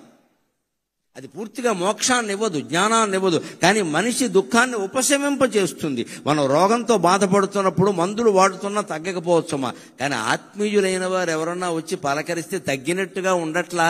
వాళ్ళు వెడుతుంటే అత్తయ్య రాక వచ్చావు, కాసేపు కూర్చో, 2 మాటలు మాట్లాడు, నీతో మాట్లాడుతుంటే నాకు తగ్గినట్టుగా ఉంది అని అనిపించట్లేదండి. అదే అర్థవాదం. ఆ అర్థవాదం ప్రకారం ఎలా ఉంటుందంటే మీరు మంచి చేయించాలి అంటే మంచి మనిషిలో ఉండే మంచిని పెంచండి, బాగా పెంచండి. ఇంకొంచెం మీరు అబద్ధం చెప్పినా ఏం పర్వాలేదు, లేనిది పురాణాల్లో లేనిది చెప్పినా తప్పేం లేదు, సమాజం బాగుపడటం కోసం చెప్పాం. అలాగే చెడ్డ పాత్రల ప్రభావం సమాజం మీద లేకుండా ఉండాలి అంటే ఆ పాత్రల్లో ఉండే చెడుని వీలైనంత తొలగించి మంచి చూపిస్తే సమాజం బాగుంటుంది, సమాజం బాగుంటుంది. ఇది రామారావు గారి ఉద్దేశం. ఆయన మంచి పాత్రల్లో ఉండే మంచిని పెంచేశాడు. చెడ్డ పాత్రలు ధరించి చెడును కూడా మంచిగా మార్చి పెన్మాయవీవు. మనం ఆయన శ్రీమద్ విరాట పర్వం చూస్తే కీచకుడు కూడా మంచివాడేనా అనిపిస్తుంది, దానవీర సూరకర్ణ చూస్తే కర్ణుడు ఇంత అద్భుతమైన వాడా అనిపిస్తుంది, దుర్యోధనుడు ఇంతకంటే ఇంత గొప్పవాడా అనిపిస్తుంది. వారిలో ఉండే మానవతా కోణాన్ని ప్రత్యేకంగా ప్రదర్శించాడు ఆయన. మొత్తం మీద రామారావు గారి ఉద్దేశం సమాజం బాగుండడం, సమాజం బాగుండడం, సమాజం బాగుండడం. పెంచవలసిన దాన్ని పెంచాలి, నిందించవలసిన దాన్ని నిందించాలి, కొంచెం తీవ్రంగానే చెయ్యాలి దాన్ని, అప్పుడే సమాజం మీద ప్రభావం ఉంటుంది ఖచ్చితంగా. ఇంకొక మాట వారి గురించి మనం చెప్పుకోవలసింది, ఇవాళ ఒక్క సినిమా ఇలా రాగానే పాన్ ఇండియా అనేదో అంటున్నారు కొత్త మాట. నాకు పాన్ డబ్బాయే తెలుసు, పాన్ ఇండియా తెలియదు. ప్రతి సినిమా పాన్ ఇండియా. మన ప్రాణాలు తీసే సినిమా కూడా పాన్ ఇండియానే. ఆయన బతికినంత కాలంలో నువ్వు కృష్ణుడు పాత్ర హిందీలో వెయ్యండి, రాముడు పాత్ర హిందీలో వెయ్యండి, మేము తీస్తామని ₹1 కోటి ఇస్తామన్నారు. ఆ రోజుల్లో ₹1 కోటి చాలా ఎక్కువ అండి. 70లో ₹1 కోటి అంటే ఏమిటమ్మా, చాలా ఎక్కువ. ఆయన ఏమన్నారంటే, నాకు సన్నిహితుల ద్వారా తెలిసిన మాట, 1 కోటి ఎందుకండి, తెలుగులో తీయండి, 10 లక్షలు ఇవ్వండి చేస్తానని చెప్పాడు. మీరే నిర్మాతలుగా ఉండి తెలుగులో తీయండి, ఇంకా శ్రీకృష్ణుడికి సంబంధించి బోల్డు కథలు రావాలి, రాముడికి సంబంధించి బోల్డు కథలు రావాలి. తెలుగులో తీయండి, నా భాషకి మేలు జరుగుతుంది, నా వాచకం ద్వారా నా భాషకి మేలు జరగాలి, నాకు కాదు అని కోరుకున్న మహానుభావుడండి ఎన్టీఆర్. కోటి నాకు అక్కర్లేదు, నా భాషలో తీయండి. ₹1 ఏమైనా తక్కువ, ఎవరు వదులుకుంటారండి? ఆవేళ ఈవేళ కోటి లెక్క లేకపోవచ్చమ్మా, ఆవేళ ఎంత లెక్క, అది 70లో కోట్లంటే ఎంత లెక్క. అంత పద్ధతిగా ఉండేవాడు ఆయన. ఇంకొక మాట, ముఖ్యంగా నన్ను ఆయన్ని అభిమానం చేసింది ఏమిటంటే ఆయన నటించిన పాత్రల్లో ఎవరికి తలవంచకు, ఎవరిని యాచించకు, గుండె బలమే నీ ఆయుధం, నిండు మనసే నీ ధనం. ఎవరికి తలవంచకు, ఎవరిని యాచించకు, జీవితమే ఒక వైకుంఠపాళి, నిజం తెలుసుకో భాయి. జీవితమే ఒక వైకుంఠపాళి, నిజం తెలుసుకో భాయి. ఎగరేసే నిచ్చెనలే కాదు, పడదోసే పాములు ఉంటాయి. చిరునవ్వులతో విషవలయాలను ఛేదించి ముందుకు పోవోయి, ఛేదించి ముందుకు పోవోయి. ఎవరికి తలవంచకు, ఎవరిని యాచించకు. ఇది నన్ను ఆయనకి అభిమానం చేసింది, ఆయనకి అభిమానం చేసింది. ఆ పాట రాసిన వారికి, పాడిన ఘంటసాలకి నేను నమస్కరిస్తే రామారావు గారికి 2 చేతులు ఎత్తి నమస్కారం చేస్తా. ఆ తెర మీద ఆయన ఎవరికి అని ఇలా అంటుంటే, జీవితంలో ఎవడి దగ్గర చెయ్యి చాపద్దు అని ఆ రోజు గరికిపాటి నరసింహారావు నిర్ణయించుకున్నాడమ్మా. ఈ రోజుకి నేను అలాగే ఉన్నా, ఈ రోజుకి నేను అలాగే ఉన్నా. నాకు చెయ్యి చాపాల్సిన అవసరం రాకుండా చేసింది కూడా ఆయనే, నిజం చెప్పాలంటే. ఆయన ఆశీర్వచనం గాని అభినందన గాని సామాన్యమైంది కాదండి. చిత్తశుద్ధి కలిగిన మహానుభావుడైన, లోపలోటి పైకోటి మాట్లాడే రకం కాదు. ఎవరితో తగద వచ్చినా సరే ఉన్నదన్నోడు చెప్పేస్తాడంతే లెక్క. నచ్చలేదంటే నచ్చలేదంతే. అటువంటి వాడు ఆశీర్వదిస్తే అవుతుంది ఖచ్చితంగా. నటన చేసేవాళ్ళు ఆశీర్వదిస్తే అవ్వదు, నిజాయితీగా బతికేవాడు ఆశీర్వదిస్తే అవుతుంది ఖచ్చితంగా. నేను ఆయన తెలుగు విశ్వవిద్యాలయం పెట్టినప్పుడు, ఆయన తెలుగు విశ్వవిద్యాలయం స్థాపించినప్పుడు ఆయన ఏం చెప్పారంటే, ఈ విశ్వవిద్యాలయం నా మానస పుత్రిక అన్నారు. ఆయన నా మానస పుత్రిక అన్నారు. 85లో స్థాపన చేశాక 87లో మొట్టమొదటిసారి ఎంఫిల్ బ్యాచ్కి ప్రవేశాలు కల్పించారు. రాష్ట్రం అంతా ఉన్న వాళ్ళందరూ ఎంఫిల్ ప్రవేశ పరీక్ష రాశారు. నేను అప్పటికే 84లో ఎంఏ ఉస్మానియా విశ్వవిద్యాలయం ద్వారా మామూలు ప్రైవేటుగా చదువుకుని నేను ఉత్తీర్ణుడిని అయ్యాను. ఎంఫిల్ ప్రవేశ పరీక్ష పెట్టగా నేను పీహెచ్డీ చేద్దాం, చేస్తే యూనివర్సిటీ ఉద్యోగం ఏదో వస్తుందంటున్నారు, ఈ మామూలు ప్రైవేట్ స్కూల్లో మాస్టర్గా ఏం బతుకుతామని ఓ ప్రయత్నం చేశా. ఏం పెద్దగా ఏం తయారవలా, ఊరికే ఏదో అడుగుతారన్నారు. ఎవరు చెప్పిన వాళ్ళు కూడా ఎవరు లేరు, ప్రత్యేకించి ఏం అడుగుతారు. 4 ప్రశ్నలు ఉంటాయి, 4 పాతికలు 100 అన్నారు ఆయన. మేము వెళ్ళాం, ఊరికే రైల్లో పడుకుని వెళ్ళాను, స్లీపర్ కోచ్లో. నాకు తోచిన మాటలేవో రాస్తే ఆశ్చర్యకరంగా ఎంఫిల్ ప్రవేశ పరీక్షలో నాకు రాష్ట్రం మొత్తం మీద ప్రథమ స్థానం వచ్చింది. రాష్ట్రం మొత్తం మీద ఏమీ తయారవకుండా నాకు ఏదొస్తే అది రాస్తాను. అప్పటికే ఉన్న పరిజ్ఞానంతో నాకు 17 ఏళ్ల వయస్సు నుంచి రామాయణ భారతాలు కావ్యాలు చదువుకునే అలవాటు ఉంది కాబట్టి ఆ ఉన్న పరిజ్ఞానంతో రాస్తే సమాజానికి సాహిత్యానికి సంబంధం ఏమిటని ఒక 25 మార్కుల ప్రశ్న అడిగితే దానికి నేను 25 పేజీలు సమాధానం రాస్తే ఆ దిద్దే ఆయన 25 వేసేసాడు. అనుమానమే లేదు. ఇంకా ఇంత మంచి మాటలు ఎవడు రాయడం. అయ్యాక నాకు ఒక అపూర్వ దర్శనం కలిగింది. నేను ఆయనకి ఎంత గాఢాభిమానిని అంటే, కోడలు దిద్దిన కాపురం ఆయన 100వ చిత్రం కదండి, 100వ చిత్రం, 200ల చిత్రం. కోడలు దిద్దిన కాపురం 200ల చిత్రం. అప్పటికి నేను చిన్నకురాండి. కానీ నాకు ఎంత పిచ్చి అంటే, మనం ఎన్టీఆర్ అంటే అభిమానం ఇలా ఉంటే అలాగా అని. అంతవరకు ఆయన నటించిన 200 చిత్రాలు ఏంటి, అందులో హీరోయిన్లు ఎవరు, దర్శకుడు ఎవరు, సంగీతం ఎవరు, అందులో టీవీ రాజు సంగీతమా కాదా, అదొకటి నాకు కావాలి. ఇప్పుడు ఆయనకు బాగా ఇష్టం టీవీ రాజు అంటే. టీవీ రాజు గారి సంగీతమా కాదా, ఇలా ఒక పట్టిక తయారు చేశా. 200 పెద్ద బాటనీ రికార్డు, సైన్స్ రికార్డు లాగా 200 సినిమాలది. ఇంత చేసిన వాడిని ఎప్పుడైనా ఆయన దొరుకుతాడా, ఆయనకి చూపించి మీకోసం మీ అభిమానంతో నేనంత చేశాను అంటే ఆయన దర్శనం నాకు దొరకలేదు, కానీ అపూర్వంగా దొరికింది. నా ప్రతిభ ప్రదర్శింపబడ్డాక ఆయన పిలిచి నన్ను మెచ్చుకునే అవకాశం వచ్చిందండి. పిలిచి మెచ్చుకునే అవకాశం. ఎంఫిల్లో 87వ సంవత్సరంలో నేను సర్వప్రథమ స్థానం సాధించాక చేకూరు రామారావు గారిని ప్రొఫెసర్ ఉండేవారు. అప్పుడు మహానుభావుడు, ఇప్పుడు కీర్తిశేషుడు. ఆయన ఏమయ్యా గరికిపాటి, నీకు తెలియదు, చిన్న కొరాడవి, రాష్ట్రం మొత్తం మీద ఫస్ట్ ప్రైజ్ వచ్చిందయ్యా, తెలుగు విశ్వవిద్యాలయానికి మొదటి బ్యాచ్ మొదటి విద్యార్థి నువ్వే వినాయకుడివి అన్నాడు ఆయన. అని నీకు రామారావు గారిని చూడాలని ఉన్నారు, జీవితంలో అంతకంటే భాగ్యం ఉంటుందా అన్నాను నేను. చూడాలి, అయితే వెళ్ళవయా అన్నారు. అక్కడికి వెడితే మన నారాయణ రెడ్డి గారు, దొణప్ప గారు లాంటి మహానుభావులు ఉండగా ఆయన పిలిచి నాకు అడ్మిషన్ సర్టిఫికెట్ చేతిలో పెట్టి, నరసింహారావు గారు, ఆయన గంభీరమైన గ్రాంధిక భాష కదా, నరసింహారావు గారు మీరు ప్రథమ స్థానం సాధించారు ప్రవేశ పరీక్షలో, ఎంఫిల్ పట్టాలో కూడా మీరే ప్రథమ స్థానం సాధించాలి అన్నాడమ్మా ఆయన. ఆ ఆశీర్వచనం ఏడాది తిరగకుండా ఫలించింది. మళ్లీ తెలుగు విశ్వవిద్యాలయంలో 3 బ్రాంచీలు, హైదరాబాద్, రాజమండ్రి, శ్రీశైలం ఉంటే 3ంట్లోనూ సర్వప్రథమ స్థానాన్ని ఈ జీవుడు సాధించగలిగాడు అంటే ఆ రాముడు దయ. ఈ జీవుడిగా రాముడు ఆశీర్వచనం పుష్కలంగా ఉంది.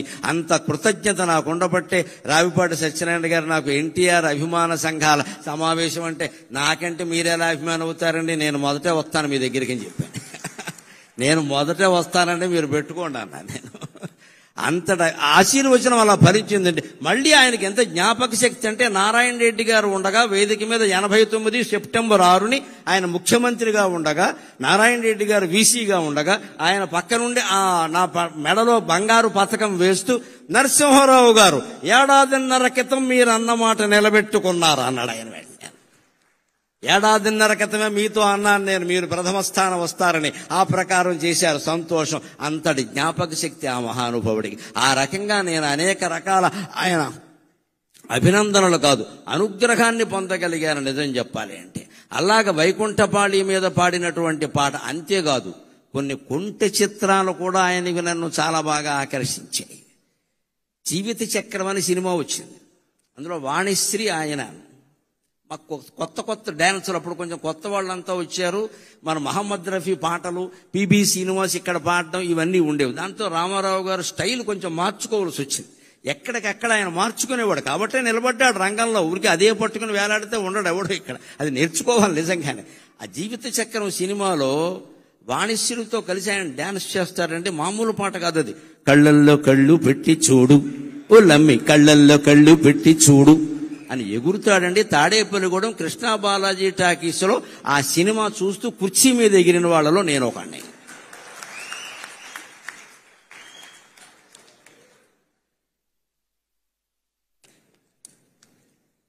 నాకు ఇది ఒక అవకాశం. ప్రవచనాల్లో చెప్పలేని మాటలన్నీ ఇక్కడ చెప్పేయచ్చు. ప్రవచనాల్లో ఈ మాటలు చెబితే ఖాతాలు పోతాయి. ఇక్కడైతే అన్నీ చెప్పేయచ్చు హాయిగాను. తాడేపల్లిగూడెం కృష్ణా బాలాజీ టాకీస్లో జీవిత చక్రం సినిమా చూడడం కోసం కాలేజీ కడుతున్నామని ఇంటి దగ్గర అబద్ధం చెప్పి 8:30కే వచ్చేసి అక్కడ రిజర్వ్ టికెట్ కోసం చెయ్యి విరగొట్టుకున్న వాళ్ళు నేను ఒకన్నాను.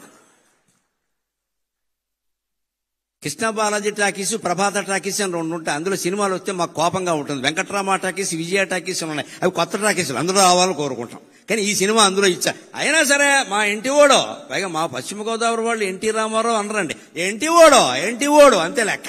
మా ప్రేమ మాది, మా ఇంటి ఓడో మా సినిమా. ఏంటి చెయ్యి ఉంటే ఉంటుంది, పోతే పోతుంది అని అందరూ నుంచున్నాం అంతే. అలాగా నుంచి నిలబడి కళ్ళల్లో కళ్ళు పెట్టి చూడు అని సీట్ ఎక్కి ఎగిరేసిన వాళ్ళు నేను ఒకటి. అలాంటి సరదా డాన్సులు కూడా ఆయన అద్భుతంగా చేసేవాడు అండి, అనుమానమే లేదు ఎక్కడ. అలాంటి పరిస్థితుల్లో అంతేకాదు, ఇంకొక మాట మనం ప్రత్యేకంగా చెప్పుకోవాలి. నేను ఒక 15 ఏళ్ల క్రితం అక్కినేని నాగేశ్వరరావు గారి అశీతి మహోత్సవంలో పాల్గొన్న 80 ఏళ్ల పండుగ. అప్పుడు గుమ్మడి గారు ఉన్నారు. సరే, అక్కినేని, నాగార్జున వీరందరూ కుటుంబ సభ్యులు అందరూ వచ్చారు. అప్పుడు నేను వేదిక ఎక్కుతుంటేనే రవీంద్ర భారతిలో గుమ్మడి గారు, నరసింహారావు గారు మేము మీ పద్యాల కోసం వచ్చాం అన్నారు. సరేనండి, మిమ్మల్ని సంతోష పెడతానులేండి అన్న. నేను వేదిక ఎక్కాక నాగేశ్వరరావు గారు ఉండగా, నేను ఈ సభకి రావడానికి కారణం ఏమిటంటే నాగేశ్వరరావు గారికి క్షమాపణ చెబుదామని వచ్చాను నేను అన్నాను. ఆయన కూడా ఆశ్చర్యపోయి చూశాడు. ఏం నాకు చెప్పే క్షమాపణ అంటే, మేము మా రామారావు గారి మీద ప్రేమతో మీ పోస్టర్ల మీద పేడ వేసామండి, అందుకని చెప్పడానికి వచ్చాను. మా అభిమానాలు అలాగే ఉండేవి, అనుమానం. ఎందుకంటే మా కోపం ఏంటంటే, మా బాధ మాకు ఉంటుందండి. అభిమానం అంటే అభిమానమే, ఇంకా అక్కడ ధర్మాధర్మాలు ఉండవు అక్కడ. పైగా మా వయసు ఏంటి, ఏమన్నా 70 ఏళ్ళ, 20 ఏళ్ళు కూడా లేవు. మేము మా రామారావు గారు కృష్ణుడు వేశాడు. శ్రీకృష్ణ విజయం అని సినిమా ఎంఎస్ రెడ్డి గారు తీశాడు, కౌముది ఆర్ట్ పిక్చర్స్. రామారావు గారు కృష్ణుడు, మహోదరుడు అని విలన్ పాత్ర ఎస్వి రంగారావు వేశాడు. ఒక చిన్న నాట్యం కోసం ఎల్ విజయలక్ష్మిని పిలిపించారు, స్వర్గాన్ని నుంచి దించినట్టు. జయలలిత సత్యభామ వేసింది, దేవిక రుక్మిణీదేవి పాత్ర వేసింది, కాంతారావు గారు నారదుడు వేశాడు. ఇంత గొప్ప క్యాస్టింగ్ ఉండే సినిమా ఆడకుండా పోయింది. మరి మా కడుపు అంటదా? ఎందుకని? దసరా బుల్లుడు కారణంగా పోయింది. అప్పుడు దసరా బుల్లోడు వచ్చింది సంక్రాంతికి. దసరా బుల్లోడు కారణంగా మా సినిమా ఆడలేదు. అది నాగేశ్వరరావు గారు అయితే, నాగలోకపతి అయితే మా సినిమా ఆడలేదు. మా బాధ మాది. అందుకని మాకు ఎలా ఉండేదంటే పేట చేసేవాళ్ళం అంతే. అందుకని నేను మొహమాటం లేకుండా తర్వాత ప్రవచనాలన్నీ మొదలు పెట్టాక తప్పు ఒప్పుకుంటే పాపం పోతుంది కదా, ఎందుకు వచ్చింది అని నాగేశ్వరరావు గారి సన్మాన సభలో నేను ఇది ఎందుకు వచ్చానంటే మీకు క్షమాపణలు చెప్పడానికి వచ్చానండి. రామారావు గారి మీద అభిమానమే తప్పితే మీ మీద మాకేమి ద్వేషం లేదండి. మీరు మహానటులు, దానికే ఉంది. కానీ మా కోపంతో మేము చేసేవాడిని. నిజం చెప్పారు కదండి, ఇంకెందుకు ఉంటాయి పాపాలండి అన్నాడు ఆయన. పైగా అప్పుడు ఆయన చెప్పారు, మా అభిమానులు తక్కువ వాళ్ళు ఏం కాదండి, వీళ్ళిద్దరూ కొట్టుకు తెచ్చారు లోకంలో, మేమిద్దరమే దెబ్బలాడుకోలేదండి, మా అభిమానులు రకరకాలుగా ఉన్నారన్న. ఎప్పుడు మహానటుల గురించి మనం ఏదో అనుకుంటాం కానీ ఎన్టీఆర్, ఏఎన్ఆర్ ఎప్పుడు సూర్య చంద్రుల్లాగా తెలుగు సినీ ఆకాశంలో వెలుగుతూనే ఉంటారండి, వెలుగుతూనే ఉంటారు. సూర్య రశ్మి ఎంత అవసరమో చంద్రకాంతి అంతే అవసరం కదా. ఆ ఇద్దరు అలా వెలుగుతూనే ఉంటారండి. ఆయన సభలో ప్రత్యేకించి నేను ఈ విషయం చెప్పేసరికి ఆయన చాలా ఆనందించారు ప్రత్యేకంగా. ఇక ఇప్పుడు ఒక 10 నిమిషాల్లో ఆయన రాజకీయ జీవితాన్ని గురించి కూడా మాట్లాడతాను నేను. నటుడు నాయకుడై ఆంధ్ర వట విటపము, నటుడు నాయకుడై ఆంధ్ర వట విటపము, ఊడలునంగ జగమెల్ల ఊగజేయ. నటుడు నాయకుడై ఆంధ్ర వట విటపము, ఊడలునంగ జగమెల్ల ఊగజేయ. విశ్వరూపము చూపిన విశ్వనటుడు, నటుడు నాయకుడై ఆంధ్ర వట విటపము, ఊడలునంగ జేయంగ, ఊడలునంగ జేయంగ, ఊడలునంగ జగమెల్ల ఊగజేయ. విశ్వరూపము చూపిన విశ్వనటుడు, తెలుగు వెలుగవు, తెలుగు వెలుగవుచు ఒక వెలుగు వెలిగి, తెలుగు వెలుగవుచు ఒక వెలుగు వెలిగినతని, తెలుగు వెలుగవుచు ఒక వెలుగు వెలిగినతడు. తెలుగుకే వెలుగుగా, ఒక వెలుగుగా మిగిలిన మహానుభావుడు నటుడు నాయకుడు అయ్యాడు. ఆ రోజు 83లో ఆయన రాజకీయ రంగ ప్రవేశం చేసి వెడుతుంటే ఒక సందర్భంలో నేను విన్నాను, నా కళ్ళతో చూడకపోయినా ఈయనకి ఇంత దీక్ష ఉంటుందా అనుకున్నాను. అన్నం తినేవాడు కాదు, ఆ చైతన్య యాత్రలు అన్నం తినేవాడు కాదు. కానీ ఆరోగ్యం చెడగొట్టుకోలేదండి. రామారావు గారి నుంచి ఈ యువతరం నేర్చుకోవాలి. ఎప్పుడైనా సమయం లేకపోతే అన్నం తినకపోవచ్చు. ఇవాళ కూడా సాఫ్ట్వేర్ కుర్రాళ్ళు సమయానికి తినలేరు. కానీ తినవలసిందేమిటి? పిజ్జాలు తింటున్నారు, బర్గర్లు తింటున్నారు, అడ్డమైన గడ్డి తింటున్నారు, అన్నం తినడం మానేసి. రామారావు గారి నుంచి నేర్చుకోవాలి. అంత చైతన్య రథయాత్ర చేస్తూ మహానుభావుడు కుమారుడు హరికృష్ణ సారథ్యం చేస్తుంటే వెళుతూ ఆయన దారిలో ఆగవలసి వస్తే భోజనము కుదరదు అనేవాడు. మరి ఏం కుదురుతుంది అంటే కుంచెడు వేరుశెనగ గుళ్ళు పట్టుకురమ్మనేవాడు. కుంచెడు మళ్ళీ సరిపోవు, ఇక్కడ కొంచెం వేరుశెనగ గుళ్ళు, ఉడికించిన వేరుశెనగ గుళ్ళు పట్టుకొచ్చాక బెల్లం అది కేజీ ఉండాల్సిందే లెక్క. కుంచెడు వేరుశెనగ గుళ్ళు దగ్గర పెట్టుకుని ఉడికించినవి, బెల్లం కేజీ దగ్గర పెట్టుకుని అరగంటలో నవిలేడే నేను చూశాను, అనుమానం వెళ్ళేది. అలా కాపాడుకున్నాడు ఆయన ఆరోగ్యాన్ని. ఇవాళ నేర్చుకోవాలి. ఇవాళ అన్నం తినే సమయానికి అడ్డమైన గడ్డి తింటారు, ఆ తర్వాత అన్నం మానేస్తున్నారు, కడుపులో మండిపోతుంది. ఏం తినాలి? పుష్టి కలిగించే ఆహారం తినాలి. ఉపవాసం చేస్తే కనీసం మజ్జిగ తాగాలి ఆ సమయానికి. ఉడికించిన వేరుశెనగ గుళ్ళు తినండి, బొంబాయి శనగలు తినండి, బఠానీలు తినండి, అవన్నీ మంచివమ్మా. అవి ఊరి పూర్వం తినే తేగలు తినండి. అంతెందుకు ఈ కాలంలో బాగా వస్తే మొక్కజొన్న పొత్తులు తినండి, అన్నం అక్కర్లేదు, బోల్డ్ పుష్టి. ఇక్కడ కాల్చిన మొక్కజొన్న పొత్తులు తింటే అన్నం అక్కర్లేదు. ఎప్పుడైనా అన్నం తినని పరిస్థితి అటువంటివి తినాలి. కానీ ఆ బిస్కెట్లు, ఈ బిస్కెట్లు, ఈ చాక్లెట్లు, ఇవన్నీ తిని చాక్లెట్లు ఉంటే టాయిలెట్కి వెళ్తాం, ఉపయోగం ఏంటి? ఇక్కడ ఏం తినాలి? తినకు పరిస్థితులు ఉంటాయి. సినిమాల్లో ఉన్న వాళ్ళకి మరీ ఎక్కువగా ఉంటాయి, రాజకీయాల్లో ఉన్న వాళ్ళకి అన్నం తినే అవకాశం ఉండదండి. ఏం తినాలి? ఆరోగ్యం చెడిపోంది తినాలి. అందులో కూడా ఆయన క్రమశిక్షణ ఏమిటంటే అలా ఉడికించిన వేరుశెనగ గుళ్ళు బెల్లం లాంటి ఆహారం తినేవాడు తప్ప బయట ఏదో పట్టుకురమ్మని తినేవాడు కాదండి. నియమం అంటే నిష్ఠే, నియమం అంటే నియమమే, నిష్ఠ అంటే నిష్ఠమే. ఆయన నుంచి అది మనం నేర్చుకోవాలి. ఆ రకంగానే రాజకీయ జీవితాన్ని గడిపాడు. ఇంకొక మాట మనం చెప్పుకోవాలి. తెలుగుతనం, తెలుగు జాతి అంటే ఆయనకి ఎంత ఇష్టం అంటే ఆచరించి చూపించాడు. 89 నుంచి 94 వరకు ఆయన ప్రతిపక్షంలో ఉన్నారు.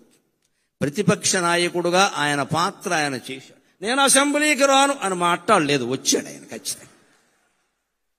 స్పీకర్ గారు ఉండగా చెప్పుకోవలసిన మాట. ఆయన వచ్చాడు. అంత మహానటుడు, అంత మహానాయకుడు ఓడిపోయిన దశలో కూడా అసెంబ్లీకి వచ్చాడు. ఆయన కర్తవ్యం ఆయన నిర్వర్తించి ఇటువంటి వాళ్ళందరినీ నడిపించాడు ఆయన శుభ్రంగా. ఆ దశలో కూడా ఆయన మనోధైర్యాన్ని కోల్పోలేదండి. అంతేకాదు ఆత్మాభిమానాన్ని కోల్పోలేదు, ఆంధ్రాభిమానం కూడా కోల్పోలేదు. 91లో పివి నరసింహారావు గారు నంద్యాలలో పోటీ చేస్తే తెలుగువాడు ప్రధానమంత్రి అవుతున్నాడు, మేం పోటీ పెట్టాం అన్నాడమ్మా అన్నాడమ్మా అన్నాడమ్మా అన్నాడమ్మా అన్నా అన్నా అన్నాడమ్మా అన్నాడమ్మా. మరొక మొగాడు ఉన్నాడా, మరో మనిషి ఉన్నాడా? ఎంత స్వార్థం ఇవాళ రాజకీయాల్లో, ఎంత స్వార్థం. సానుభూతి చూపించవలసిన చోట కూడా పోటీలు పెట్టేస్తున్నారే. ఆయన శుభ్రంగా ఆయన నిలబడితే పివి నరసింహారావు గారి పరిస్థితి వేరుగా ఉండేది. చాలా కష్టం నెగ్గడం అది. అందులో సానుభూతి ఉంది ప్రజలకి. ఈయన పట్ల చాలా సానుభూతి ఉంది. ఈయన ఓడిపోయాడని ఏమవుతాడో తెలియదు. కానీ తెలుగువాడు ఇంతకాలానికి ప్రధానమంత్రి అవుతున్నాడు, నేను అడ్డుపడను, మా తెలుగుదేశం పార్టీ తరఫున పోటీ లేదు అని ప్రకటిస్తే నంద్యాలలో ఎప్పటికీ చెరిగిపోని మెజార్టీ వచ్చింది పివి నరసింహారావుకి. ఎన్టీ రామారావు దయ వల్ల వచ్చింది, ఎన్టీ రామారావు దయ వల్ల వచ్చింది. ఔదార్యం అంటే అది, ఔదార్యం అంటే అది. ఆయన సంచలనాలు చేశాడు, సరదాలు చేశాడు. సంచలనాలు చేశాడు, సరదాలు చేశాడు. రాజకీయాల్లో ఉండగా నిజంగా కార్టూనిస్టులందరికీ రోజు మ్యాటర్ దొరికింది అంటే ఎన్టీ రామారావు దయ్యానండి. ఏదో ఓ చలోక్తి విసిరేవాడు, ఏదో పని చేసేవాడు. అందులో ఆవేశమో ఆవేదనో ఏదో ఉండేది. దాని మీద వీళ్ళు జోక్ వేసుకునేవాళ్ళు. ఆయన దగ్గరికి వెళ్ళి ఎవరన్నా చూస్తే పోన్లేవయా వేసుకొని ఈ విధానికి వాడు బతుకుతాడు, లేకపోతే వాడు కార్టూన్ ఎవడో చూస్తాడనేవాడు తప్ప కక్షలు తీర్చుకునే, మీడియా మీద కక్ష తీర్చుకునే ప్రయత్నం రామారావు చేయలేదండి ఎప్పుడు కూడా. దాన్ని చాలా తేలిగ్గా, చాలా ఎన్ని కార్టూన్లు రామారావు గారి మీద వచ్చిన వ్యంగ్యమైన కార్టూన్లు మరి ఏ నాయకుడి మీద రాలేదండి. ఈనాడు శ్రీధర స్వతంత్రించి ఎంత సరదాగా వేసేవాడు, అవన్నీ సరదాగానే తీసుకున్నాడు ఆయన. అంతేకాదు ఇంకొక మాట చెప్పుకుని మనం సెలవు తీసుకుందాం. ఒక ప్రాంతీయ పార్టీ నాయకుడై ఉండి ఆంధ్రప్రదేశ్ అనే ఒకే ఒక రాష్ట్రానికి కొంతకాలం మాత్రమే ముఖ్యమంత్రిగా ఉండి నేషనల్ ఫ్రంట్ ఏర్పాటు చేసి కన్యాకుమారి నుంచి కాశ్మీర్ వరకు భారతదేశాన్ని ఏకం చేసి ప్రతిపక్షాల కూటమిని ఏర్పాటు చేసిన మహానుభావుడైన. సామాన్యమైన విషయం కాదు నేషనల్ ఫ్రంట్. పైగా ఇప్పుడు ప్రతిపక్షాలు కలుపుతున్న వాళ్ళు కూడా సాధించలేని విజయం ఆయన సాధించారు. అయ్యన్న పాత్రుడు గారికి నాకంటే బాగా తెలుసు ఈ విషయాలని. బీజేపీ కమ్యూనిస్టులు ఎప్పుడైనా కలుస్తారండి? అసలు సాధ్యమేనా అది? ఎవరైనా కలుస్తారు కానీ బీజేపీ కమ్యూనిస్టులు కలుస్తారా? ఉప్పు నిప్పులా ఉంటారు కదా, అటువంటి వాళ్ళందరినీ దేశం నాశనం అవుతోంది, మీరు కలవాలి, మీరు కలవాలి. ఇటు అద్వానీ వాజ్పేయిల్ని అటు కమ్యూనిస్టు నాయకుల్ని ఒప్పించి వీపీ సింగ్ ప్రభుత్వానికి మద్దతు సేకరించిన మహానుభావుడైన నిజం చెప్పాలంటే.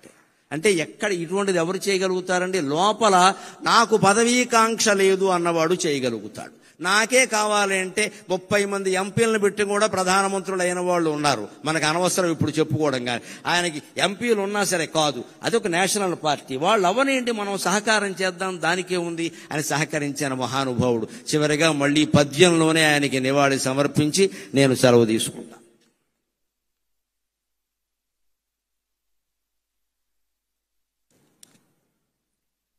విశ్వఖ్యాత నట ప్రపంచ.